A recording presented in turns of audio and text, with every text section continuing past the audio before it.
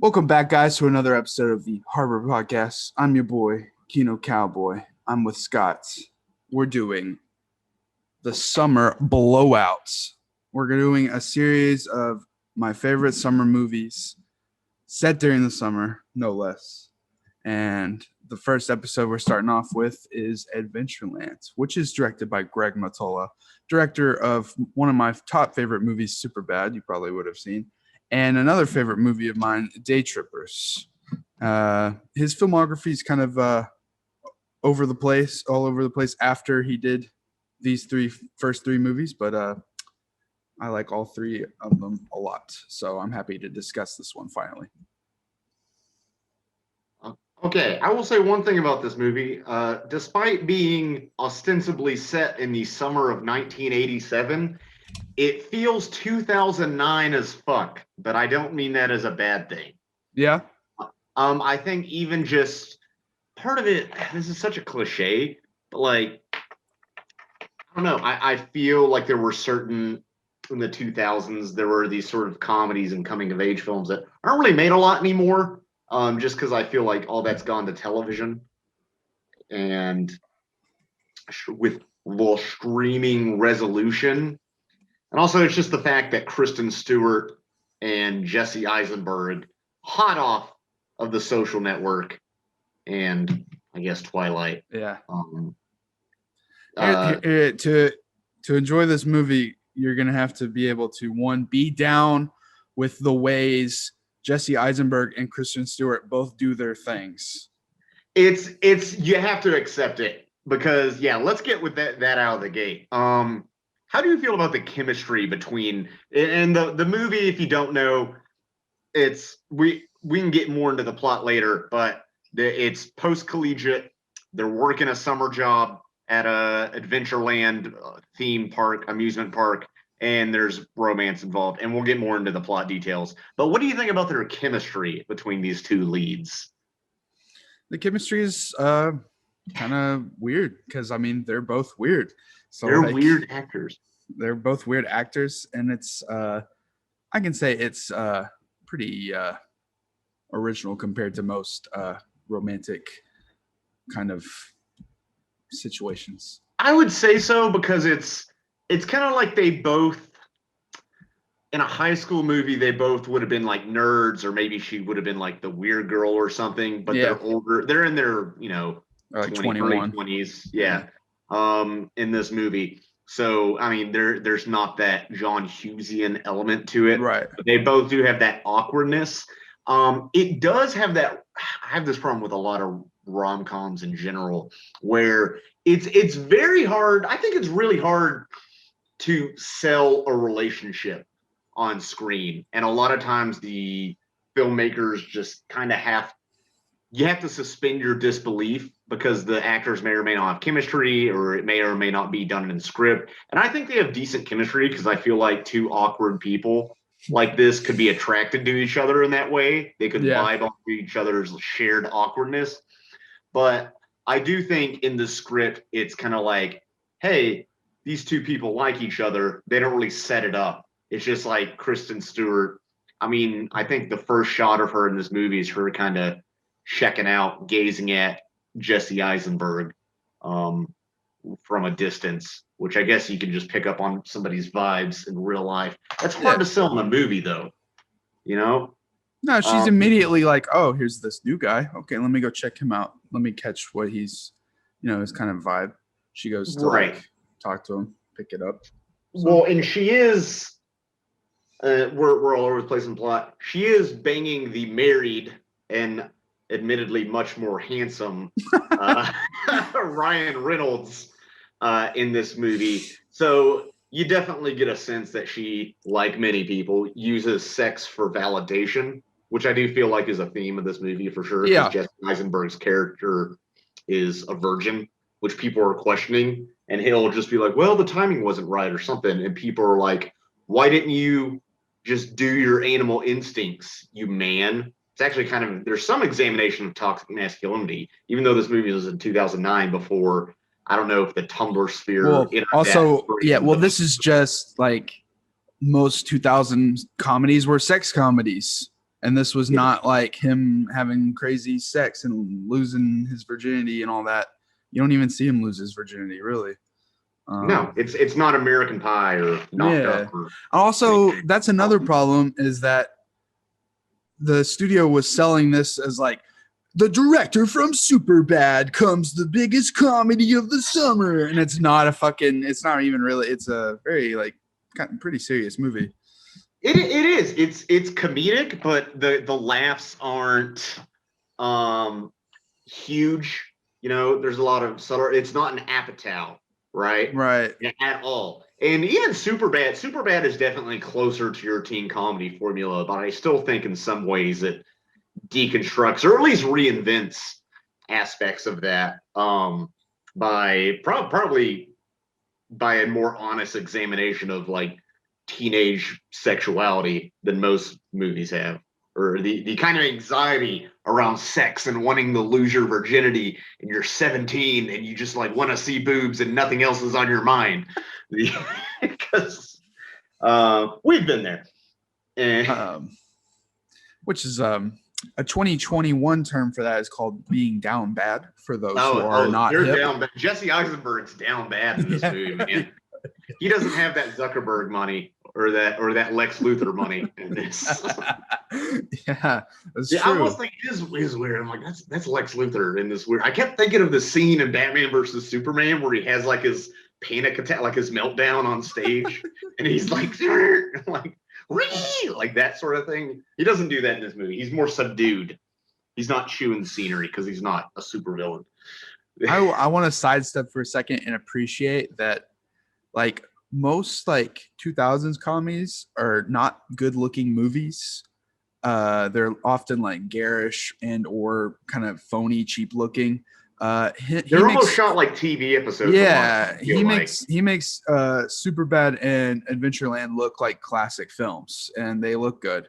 No, there's good, simple but good. Yeah. I would say like standard classic, not standard, but just kind of classic cinematography. Yeah, the production design is easily one of the best parts of this movie. It feels 80s enough without hitting you over the head with it, if that makes sense. It's not like Back to the Future where they're making a bunch of jokes like, whoa, man, here's the 80s. Remember this? Remember this? Nostalgia. The one part that does do that is a purposeful running gag that Rock Me Amadeus is like playing over and over while he works. That would drive me nuts, dude.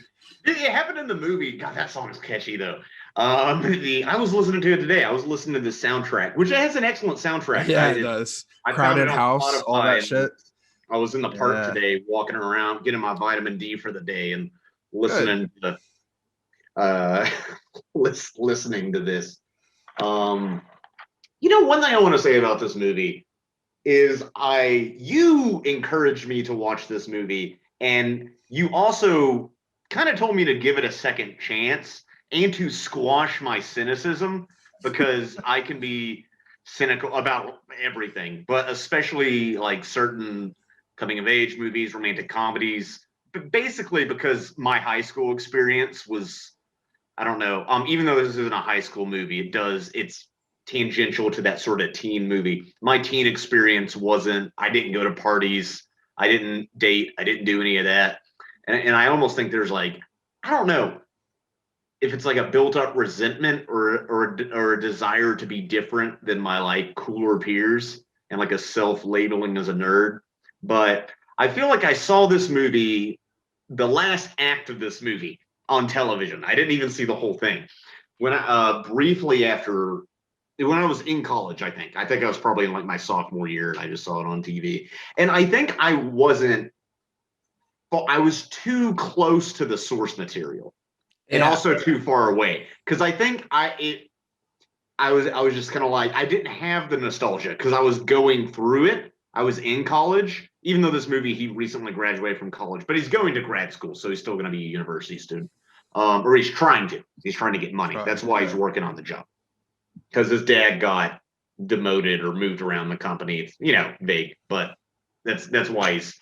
Also, it's funny. He's like, I saved $1,000 this summer. I'm like, ooh, college was cheaper in the 80s. Oh, and you're going to Columbia in New York? You're going to live there? It's like, that took me out of the movie. I was like, Jesus, man. That was ridiculous in 2009. Here, yeah, dude, Yeah. I went to University of Central Arkansas. That was like almost 4,000 a semester. That was a public Fucking university. yeah, UACCM community college is more expensive than that, dude. Yeah, exactly. Like, what do you do? Because this movie is very, it's Jessie Eisenberg's character is upper middle class, and so is Kristen Stewart's character. Her parents are in law, I think, and Jesse Eisenberg, I forget what his parents do. Doesn't really matter. They're supporting characters. They're the parents in a teen comedy, But he does have this naivete to him that he does convey well because he's Jesse Eisenberg, of like the simultaneously worldly and educated, but also kind of dumb fucking liberal arts student from an upper middle class background, which I try to appreciate because, again, I could be cynical about these things and be like, but also, I have a bullshit humanities degree, so I can't complain. Did not go to grad school. But I guess you're going to need that to tell this story, because I do think part of that arc is him being learning more self-sufficiency. Early in the movie, we learn he's never had a job before, which is insane for you to be like 21 and all you've done is like. It happens a lot. It happens a lot, man. I mean, I had trouble. I think I had trouble getting employed post-college. Well, A, because I have a bullshit humanities degree, but B, because my work history was sporadic. It's like, I deliver pizza for a couple months, and here's me at McDonald's, and here's some like side gigs I did, but it wasn't, very extensive. Which leads to part of the romanticism of this is that the job is so basic because he's basically handing out stuffed animals at a theme park.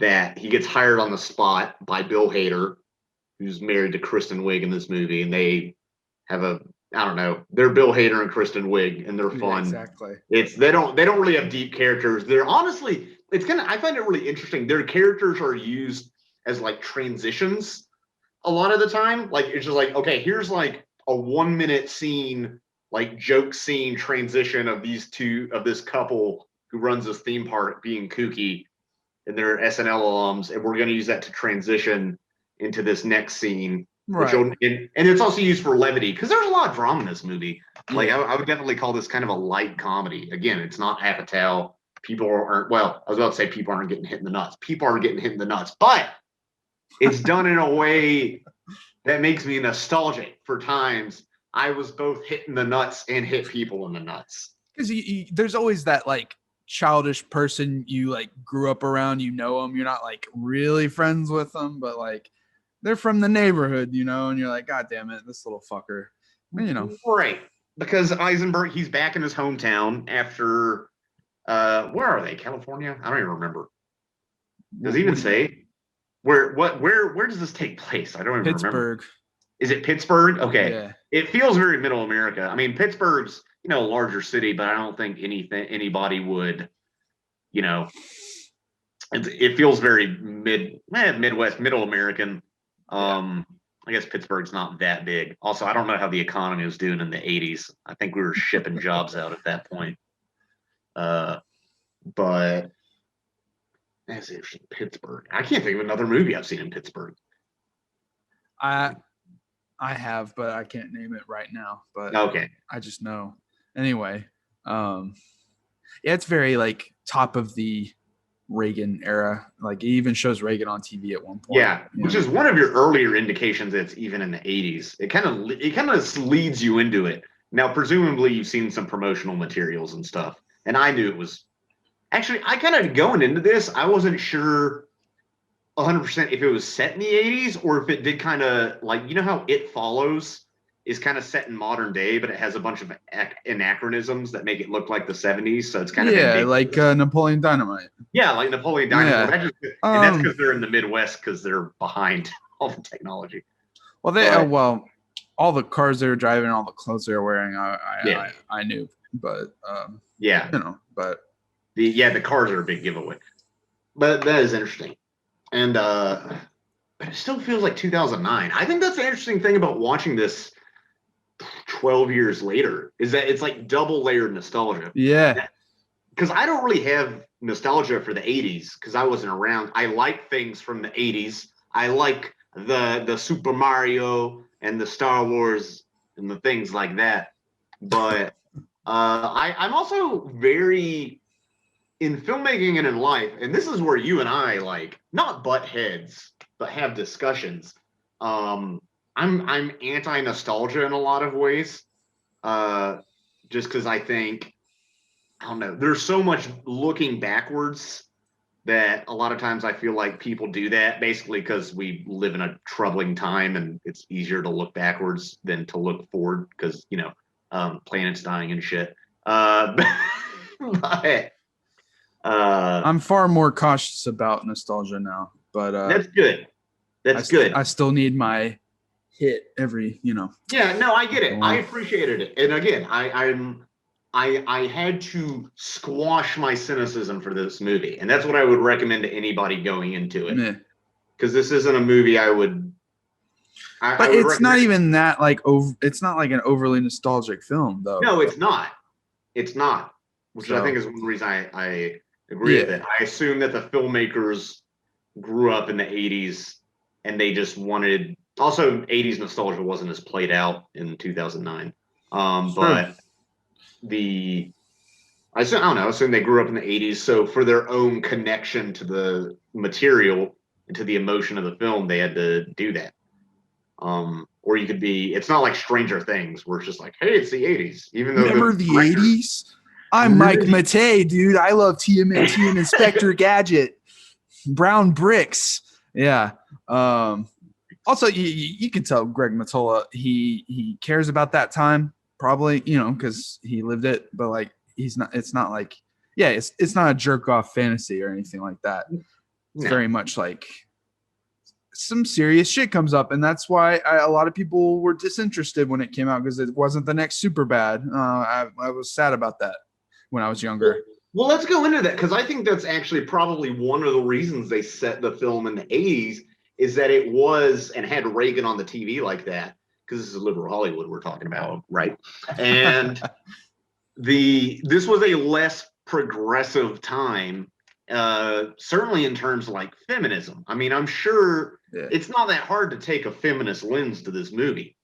And, by the 80s, things were a hell of a lot better than it was in like the 50s, of course. But Kristen Stewart, she's a complicated character. She doesn't know what she wants. She seeks validation from different sources. She's mixed up, man. And it's not all, it's a bunch of gray area. And it's not just two people falling in love over the summer. No, because that's been done before. And that would be boring. Yeah. She's sleeping with Ryan Reynolds, who is at least like, he looks like at least 10 years older than her. Yeah, he is. He's married. And he's pathetic. He's a pussy about it. He like takes her to his mom's basement, and it's even more degrading because that's just lame as fuck. He's like, he's a subtler version. He's kind of the same archetype as Matthew McConaughey's character in Dazed and Confused. Yeah. He is. It's a little more legal. It's more legal. It's a lot more legal. It is legal. Yeah. It's just manipulative. Also back then there was stigmas about being a slut and much more, and so she has to be like careful, and obviously it makes her feel bad. Well, and that's something that's brought up in the movie by my least favorite character, which we'll get into. But who?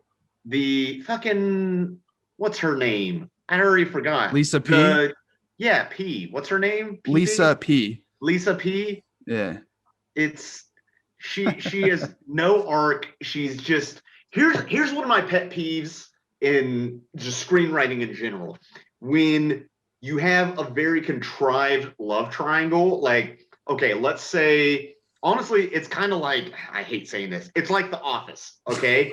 There's Jim and Pam, and then Pam has this boyfriend who the audience is not supposed to like, so they make him like a shallow douchebag character without much of an arc. so that the audience gets on Jim's side. This is, what's her name? P. What's her Lisa. name? Lisa P. She's just an obviously vapid, ditzy 80s girl who in every scene is shown chewing bubble gum because you And can't dancing to Rock Me Amadeus. Yeah, you can't tell it through the script. You have to show her chewing bubble gum for the audience to know, oh, this is a vapid woman. And this is where the cynicism comes in. But she has no arc. She exists because Jesse Eisenberg's character goes on a date with her at one point when he's not really dating Kristen Stewart. They're kind of like talking in the parlance of our modern times. So he didn't really cheat, but he feels bad about it and like talks to her about it. But like the entire purpose of that character is for the audience to hate her. And I guess she serves somewhat as a catalyst for later when the reveal of Kristen Stewart is banging Ryan Reynolds, who is a more complex character.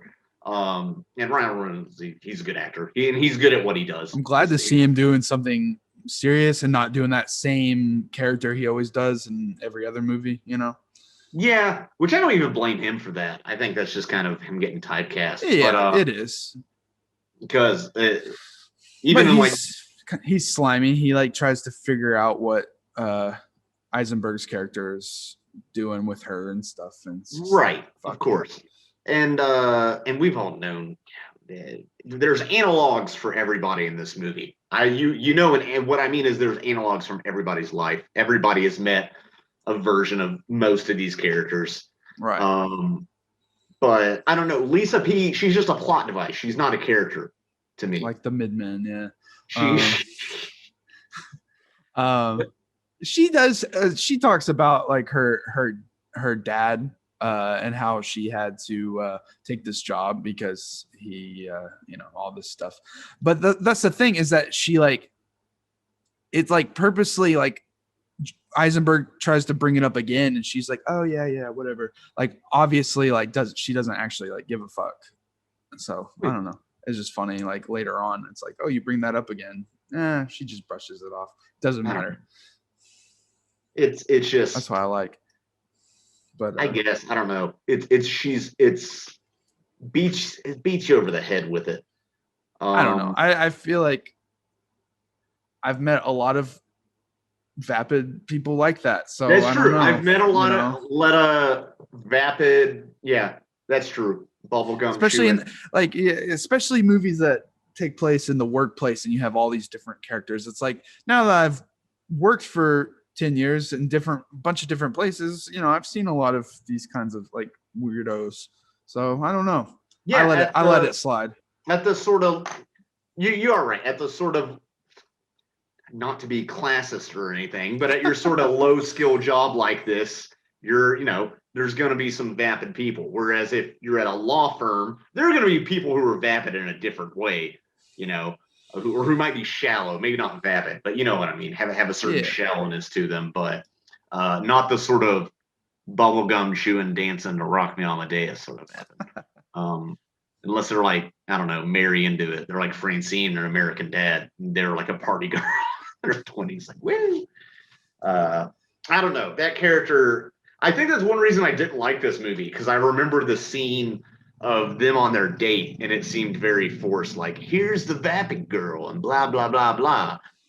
So, but also like he's awkward, and it was going to end up being an awkward thing anyway. Like he went on the date because it's her, not because he's actually like interested in her, but because of her status as like the hottest girl at the right. Because everyone else is like, dude, go out with her. What are you doing? Because he tells everybody for some reason. He's a fucking blabbermouth. Because he's a dongus. Yeah. He is a dongus. He's Jesse Eisenberg. That's the best way to describe this character. Yeah. Talk about typecast. For real.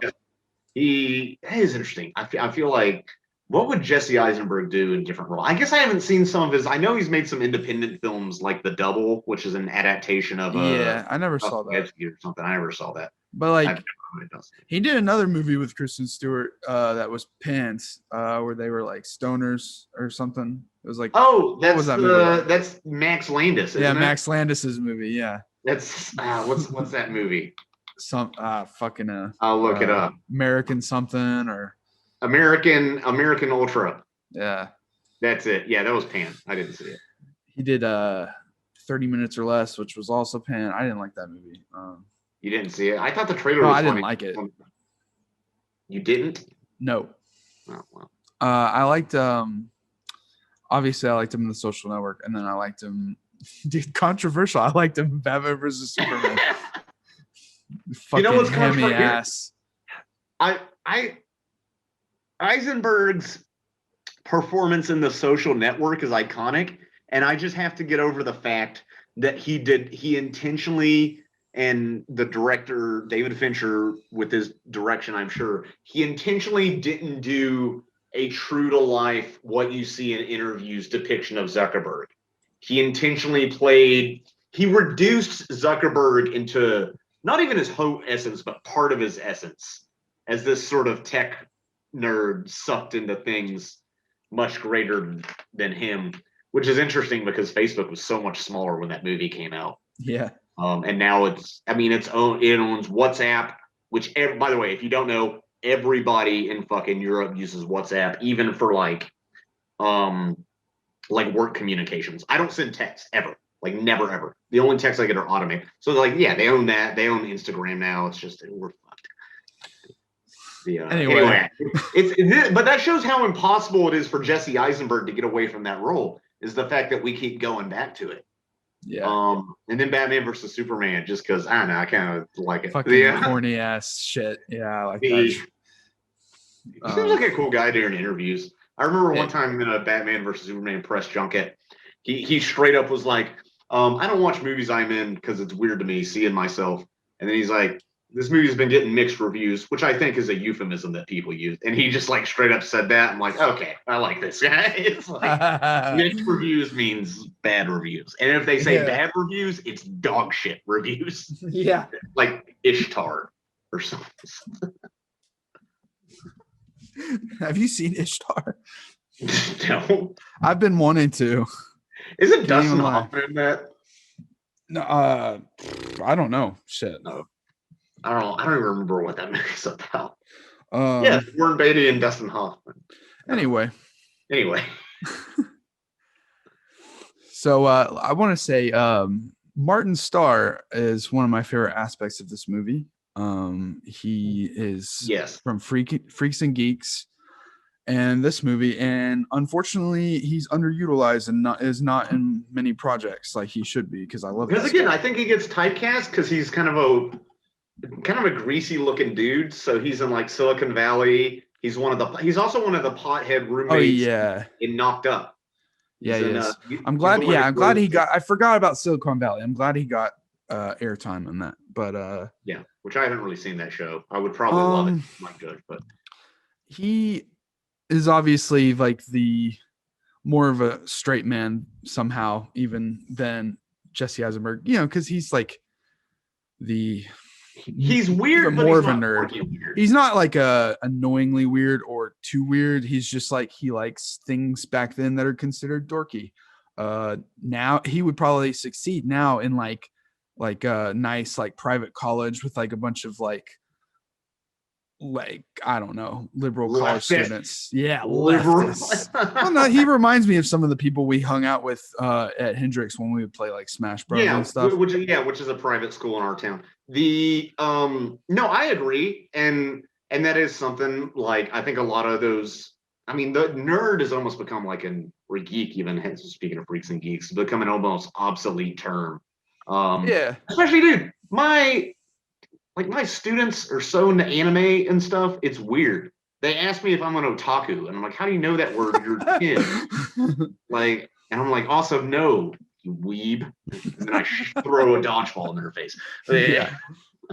But I just I feel bad for him in the scene because he and this other girl who works at the park, not other girl, but a girl who works at the park, they're all out having fun, and she gets drunk enough that she thinks he's cute, and they make out and stuff, and it's kind of weird, but it doesn't go further than that. But he tries to shoot his shot with her, and he's like, hey, here's a book I really like, and which is Gogol, if I'm pronouncing that right, who is, I've never read him, but he's Russian literature, which also, you hand a vapid chick Gogol in the 80s. I feel bad. Like it's. I feel bad because he's like just so genuine about it, and like even when she like shoots him down like 3 times, he's like, "It's still a good book, you can still read it." And she's just like, "Oh." That's an interesting thing because I do that too, and not even in just romantic relationships, but like part of my way of showing affection to anyone is like showing them a thing that I like, or like really recommending like a movie or a book or talking, because that's my own just geeky way of connecting to people. I'm on a film podcast for a reason. That's like how I communicate. Right. So yeah, I relate to that a lot, and that's. Yeah, screw that chick. And more importantly, she's like, "Oh, I'm Catholic and you're Jewish." Which, dude, why would you use that as an excuse? That's horrible. well, it shows how stupid the character, because you can make something up. Yeah. You could be vague. You could do the "I'm not ready for a relationship right now." There's 100 different things you could lie about. Yeah. So it's like, no, my parents said you're Jewish. Is Greg Mottola Jewish? Praise. It's Hollywood. I don't know. I just want, man, don't. I was wondering, because like he did make Superbad with Evan Goldberg and Seth Rogen, so I didn't know if but that's written by, I know. I just didn't know if like that was. He's a Catholic. No, Catholic family Catholic. of Italian and Irish descent. Oh, so he's a WAP. Okay. Either way, I can say that because I've been called that. Anyway, moving on. He's a Irish. What do you call an One? He's a potato eater. I don't know. I'm not saying that one. I know the word for that one. I'm not saying it. Okay, but I don't remember. You can tell me later. One of my favorite scenes comes at the end of this movie, and it's with Martin Starr's character, and he's talking about Herman Melville and how when he was Herman Melville, who wrote Moby Dick, when he was buried, they wrote in his obituary Henry Melville, and he sees that as like a why even do anything, and Jesse Eisenberg's character is like, well, I mean, I'd fucking rather be remembered as Henry Melville than nothing. I don't know, it seems like he wrote Moby Dick. That's still a fucking huge fucking deal. It is. It's I haven't summoned the courage to read Moby Dick. It's very well written and incredibly dense. It spares no details. It's maximalist as fuck, but for its time, especially. That scene speaks to me more now as a grown ass man. So. It speaks to me too, because I think about that a lot. Because I think a lot about my own creative projects and stuff of like, what's the point? What's the point of making anything? Even conversations I've had via group chat with you this past week, I've alluded to the overwhelming amount of quote unquote content on the internet, and how it feels like making anything such as a podcast, you're screaming into the void, competing, just like trying to gain some sort of foothold on something. So it's like, why make anything? Although, I don't know, you're talking about Moby Dick, which is like 150 years old. So like, apparently he did something right. If you're still talking about it, which is Eisenberg. But whether or not I'll be remembered in 50 years, still, it's a unique experience to be alive. So I'm going to take that for what it's worth and move forward. I'm going to quote Ready Player One of all things. Reality, it's the only place you can get a decent meal. Just say that. Okay. I like that movie. I don't give a fuck. Because I'm a fucking white bread nerdy incel virgin. It's better than the book. I'll say that. It is better than the book. Although I will say I'm inspired by the book, because if something like that can be that popular and be written like it is, then I have a chance to write a book, dude. That movie, some of the dialogue and anyway, we don't have to talk about that. Oh yeah. Dude, Jesse Eisenberg should have been the main character in that. He's awkward enough. He's been too old.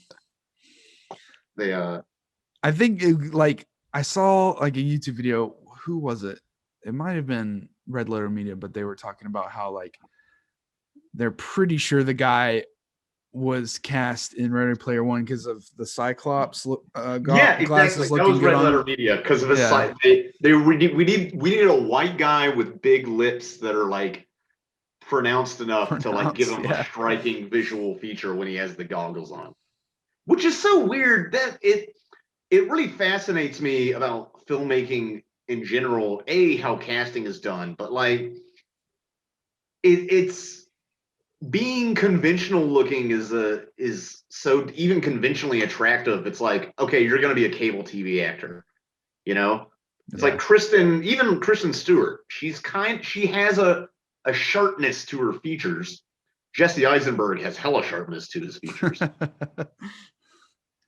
What I like about this movie and other movies that are like this are like this, he has a bag of joints that he's given at the beginning of the movie, but this isn't like a stoner comedy, even though a lot of the movie is like them smoking these joints or putting it into cookies and stuff like that. It's just like organically integrated into the coming of age tale that it's in. And right. There's no jokes. There's not a single joke in this movie that's LOL weed. Yeah. So, it's just a realistic like portrayal of people. I mean, there's a situational aspect of like their bosses come up and like, hey, eating cookies, and they're like, yeah, but that's about as deep as it goes. It's not, they're at parties, they're pounding brewskis, smoking some doobies. And it's like, that's how I want weed to be portrayed in the coming of age screenplay I've been working on this year, and not be like a full on like stoner.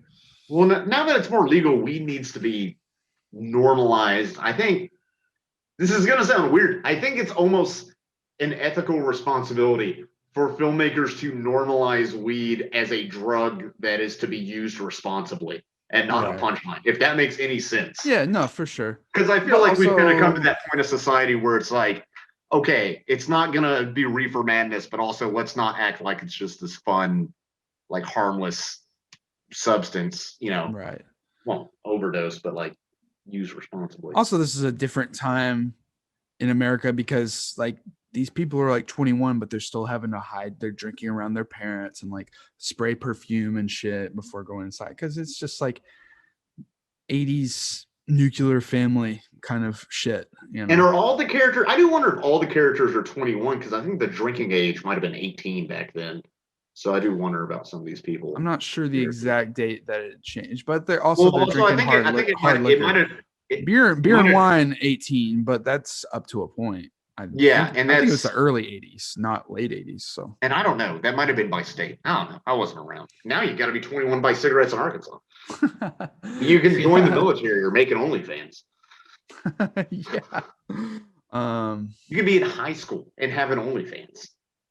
Man, that's fucked. Anyway, I don't know how we got that. Different time, 2009, ancient history.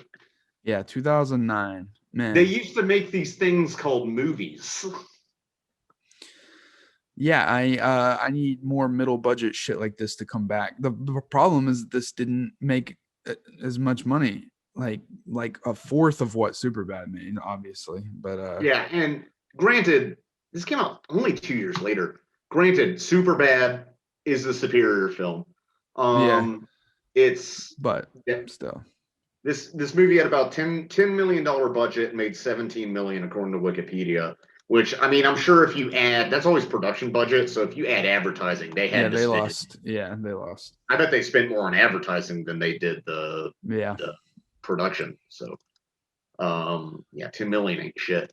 I'm kind of surprised it's even that low, but they probably took like some smaller pay, some of these stars, because I'm sure,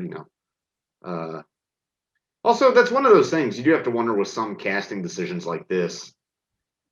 I don't, you and I think as people who talk about film are more likely to go into a film because of, let's say, the director or the production team behind it than just like, oh, there's this actor I like. Although I do like certain actors. And also, that's becoming more normalized. Oh, the death of the movie star has been apparent for like years now. Yeah, like there's a really good video on YouTube of Anthony Mackie telling it how it is, being because he's from New Orleans and doesn't give a fuck. And just being like, Anthony Mackie is not a movie star. The Falcon is a movie star, which is succinct as hell. That's a way to say it. But no, I do think that's more common, which is interesting moving forward with actors. Because, I mean, I'm not an actor, but I don't know. Maybe it gives more room for like character actors to do their thing.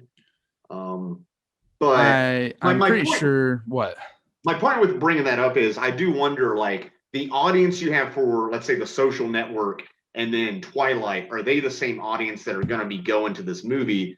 I guess Twilight you could kind of argue because it's teeny, but it's not. It's again. Also, I correctly. think they banked on her as a rising star because I think when they were shooting this, Twilight hadn't even come out yet, so they were probably like, okay, I think this is going to be Twilight's going to be a hit. And then he hadn't made The Social Network yet either. He probably filmed The Social Network right after he made this movie. So it's kind of like you're right. I'm getting my timeline right. Twilight was 2008. Yeah, end of 2008 is when Twilight came out. Social Network. That was the same. No, that was 2010. You're right. 2010 October. So yeah, of course. So I think they were just. What did he do before this movie? Nothing big. Almost said Zuckerberg. What did Zuckerberg do? I don't know. Be misogynist. Did he do Zombieland? Wasn't until later. Yeah, he didn't really do. This is probably. Yeah. This is. I haven't heard of. Yeah, Zombieland was the same year. So really, this was like. They're both of theirs, like. Studio. They were just taking a chance, really. Right. I mean, they're barely in it. You had Bill Hader and Kristen Wiig from Saturday Night Live. Yeah. Ryan Reynolds has a side part, but he wasn't as big as he is now. He was just in like romantic comedies at the time, and he wasn't like a superstar yet. No, he was in Blade Trinity. The worst Blade, which I haven't seen because it's supposed to be such dog shit. I know I keep getting sidetracked recommending YouTube videos, but you should look up Patton Oswalt talk about trying to make that film with Wesley Snipes being a complete fucking diva. And he's like, if people knew what we had to do to make this movie, it would be considered better than Citizen Kane. Like that. He sounds kind of like Wallace Shawn in that impression, but I want to ask what your favorite aspects of the film are versus least favorite.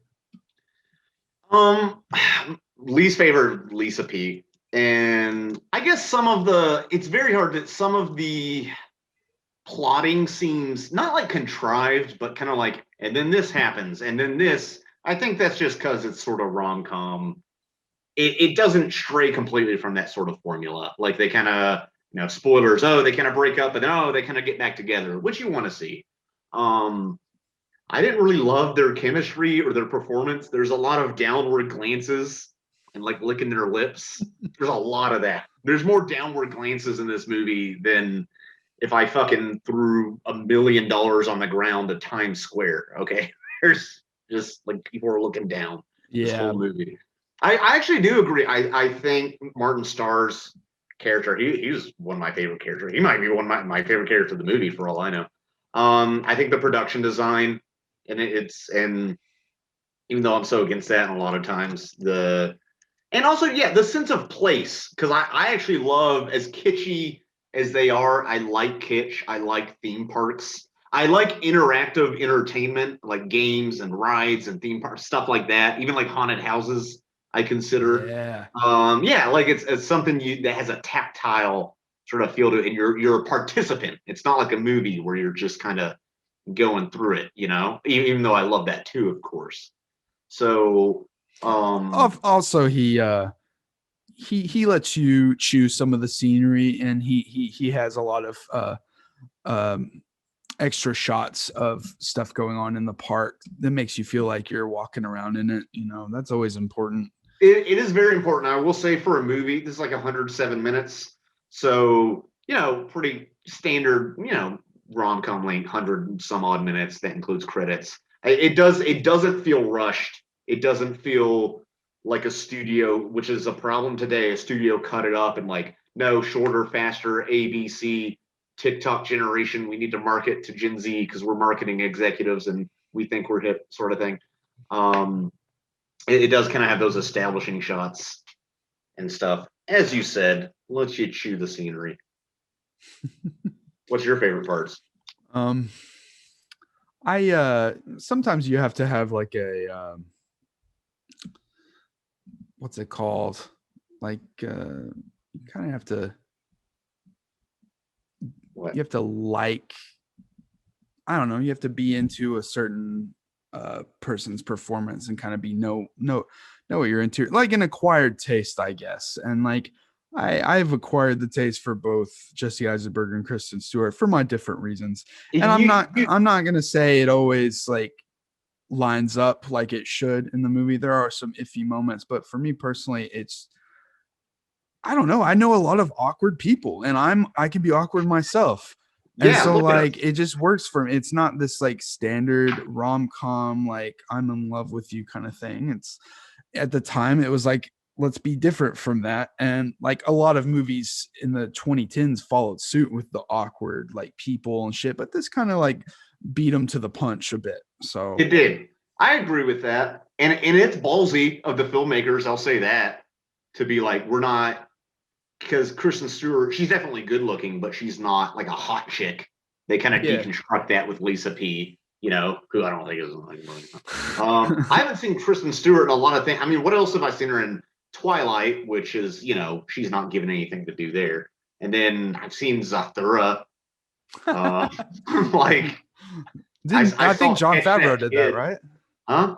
John Favreau did that movie, right? Zathura, he Or might am have I- produced. He no, he directed it. You're right. Wow, yeah, crazy shit. Yeah, that is crazy. It's It's literally Jumanji in space. It's Yeah. the exact same thing. And she was Kristen Stewart was fleshed out enough. It could have been more so, but at least you get the confliction she has with seeing Ryan Reynolds, and then she has her shit with her stepmom, and like the weirdly like fucked up shit is that her dad like started seeing this woman like as his wife was dying. That's fucked up to me. She inherited that from her father, and people do that. And she has an arc. Eisenberg has an arc. Do you imagine that, dude? The love of your life is dying, and you're like, I'm just gonna go sleep with this bald lady. People do it, and Fucking crazy to me. People cheat. People cheat like crazy, and and it's not like she keeping it a secret. It's not like she was doing something horrible to Jesse Eisenberg's character, because like it's kind of like in this gray area of like, are they seeing each other? They're not dating, but they're like, they haven't DTR'd. They haven't defined the relationship. Right. They haven't talked. So like, it's got I feel bad for her in places where Jesse Eisenberg's character might not feel bad for her, but I know he does. But she's got daddy issues, man. But also I've had my mom describe to me what it was like dating in like the 80s, and like what like going steady, and like I'm just dating, so I'm going on different dates with different people throughout the week and stuff. I'm like, man, this is all like, it's very weird. And then our generation is just like, first you fuck and then you learn their name. Which, not to sound like generic, but it's like we've fucking ruined dating, kind of, or at least like dating apps and stuff has. It's a hellscape. You can talk to someone for like a month. Well, a lot of that's like the dating is talking now. We use a different word, and then dating now is like going steady in the 80s. Yeah. So it's definitely a kind of like a certain place in time where this kind of like situation can like develop in the movie. That's why I just stick to my waifus, man. Favorite aspects, obviously, it's the atmosphere. Summer, fucking hanging out with people, chilling, partying, talking about life. Basic stuff that I like. All the shit, like the Crowded House song that plays, and like it's just bro knows how to set the time and the place, as he does with Superbad and Day Trippers. He's got a knack for that. That's why I want to see him do more good shit, because after that he didn't do much.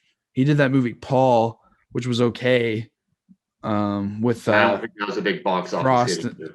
yeah, with Simon Pegg and Nick Frost. You know, it was like, okay, that's a fun little comedy. But he depends heavily on good writers, because obviously Evan Goldberg and Seth Rogen can write a movie, and they wrote the hell out of Superbad. And then he wrote both Day Trippers and Adventureland, and those are stronger than the movies he did after this that he didn't write. So maybe he needs to write another movie. I don't know. Shit. But it's not like my favorite coming of age, but it's one of my favorite movies that are set during the summer. It's above average. I don't think I like it as much as you. And also, again, I'm more cynical about these things. I forgot that he directed Day Trippers and Superbad this whole time I was watching the movie. I would put this below Day Trippers, but I think Day Trippers, when I watched it, was just such a breath of fresh air. And it's so 90s indie, This, I think, has more antecedents in cinema or similar films, at least that I've seen because of the era I grew up watching movies. Yeah, Adventureland. If you're looking for a summer flick, nice flick to watch on if you're Netflix and chilling with your date or whatever, it's a nice movie. Right, dude, for real. Yeah, just like, put it on, relax a little bit, just sit back, chill, and float down the river, because we'll be talking about some more summer movies coming up next week and the weeks after that. Doing another series. Up next is The Graduate. So look forward to that next week. More infidelity. More infidelity. Yeah, coming soon.